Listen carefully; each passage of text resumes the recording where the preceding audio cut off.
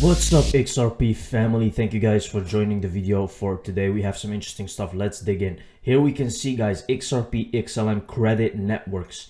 Now, just to start off, guys, this is a very nice introduction to show you what is actually possible with Ripple as a technology, and Stellar as well, which we can see that they are both explaining here. So what this is about the future, because there are a lot of things that can be used using these technologies. One of them is because they are very well registered. Every transaction is registered, so there is no confusion in or money missing or anything like that. This is all solved, and that's a big step, guys, because that's how you can actually build trust. Now here we can see that they explain how credit networks work. Now, this is a very interesting example that they give here below. Figure 20. Two Ripple trust lines between Charlie, Bob, and Alice. Charlie has created a trust line for Alice for $500. Alice has already used $5 from the trust line. The amount below both edges, 500 USD, is the maximum limit set by Charlie and Bob that Alice can use. An example of the Ripple trust graph: before left and right, Sarah uses rippling to send 50 USD to Bob.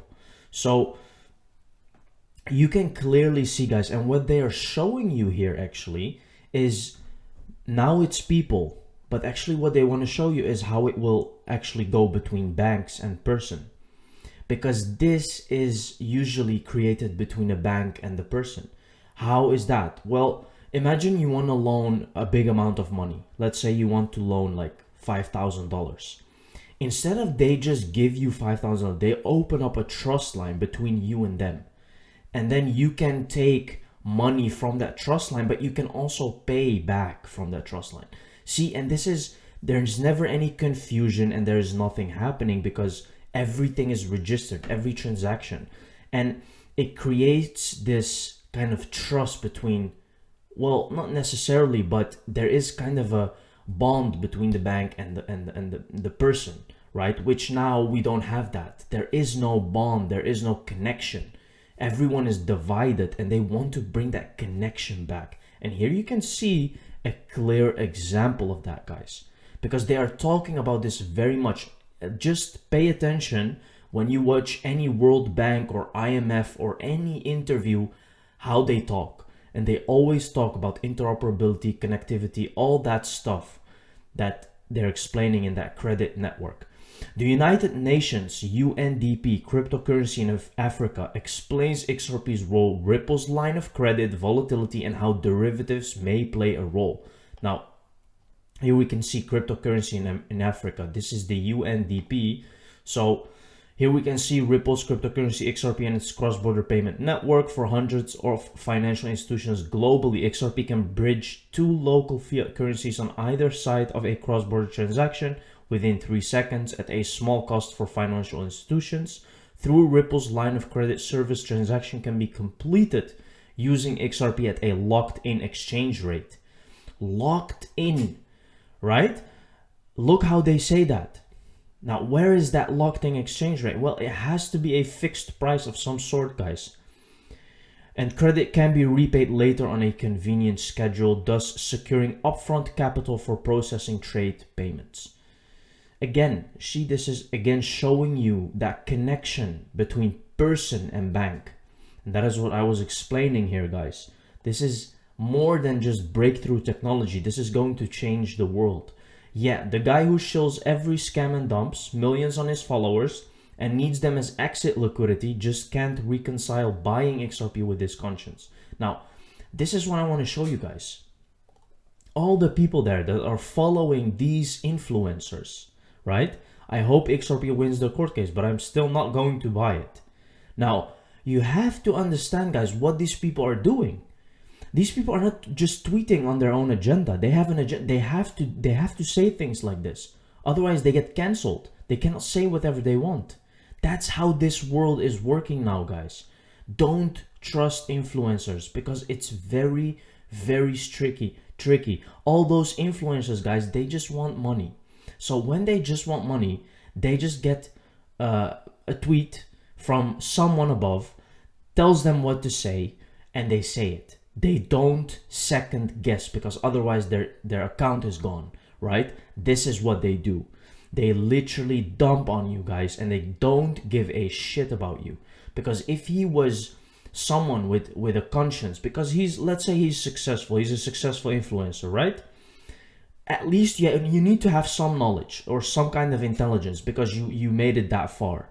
But still they tweet things like this, guys. You have to understand what is going on here. Now, don't listen to these people, because here you can see Lord Davis just got exposed for 1.2 million in crypto scams. That's what these people are doing. And then they're telling you, I'm not going to buy XRP. You should do the opposite, guys. I'm telling you now, because that's how these people just work, right? They only think about themselves. The question, XLM or XRP, Ripple or Stellar, nobody who is tapping XRP on-demand liquidity since 21 sees Ripple as a remittance partner, and Stellar is a technology partner with their Australian fiat-backed stablecoin they issued on the blockchain in November 22. So what does it mean, right? Are they using the Stellar network, or are they using RippleNet? So basically it doesn't really matter, guys. They use both, which is good, right? They don't have to use one of them.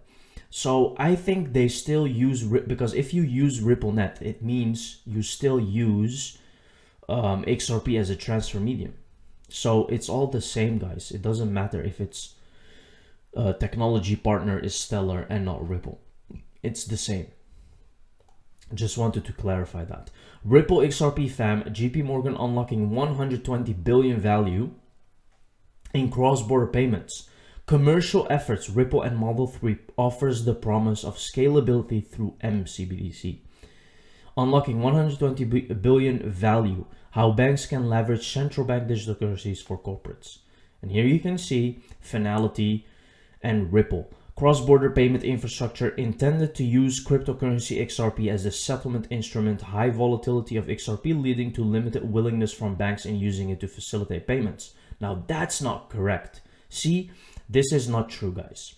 There is no volatility because, and here we can see relatively high costs owing to spreads between fiat and XRP. Now that is all going to be changed, and this is not correct, right? Because there is no volatility if you transfer in 3 seconds, right? The time kills the volatility. So just understand that they're going to use Ripple, guys. The GOAT, Johnny Deaton, discussing Hinman emails and XRP judgment timings with Eleanor Tennant. It's been long road, but nearly there. Let's take a look, guys. The SEC has asked that the Hinman emails and the 58 drafts of the speech and the email comments about the speech from people like the director of trading and markets, or for Valerie S., or for anyone else, that all of that be sealed and not released to the public. And of course, Ripple objects. And the law is this: if the judge is going to rely on any of those emails for any purpose, she's going to order that they could be redacted, reasonable redactions, but unsealed and made to the public. If she decides that she's not relying on those emails for anything, then it's not a judicial document and she can seal it. So I would say that I believe that they're going to become public, but because I believe that the judge is going to rely on them for some purpose. It could be for the fair notice defense.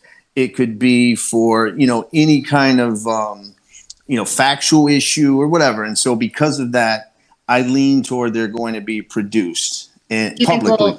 Do you think we'll see them before we get a ruling, or do you think we'll get a ruling and then we'll see?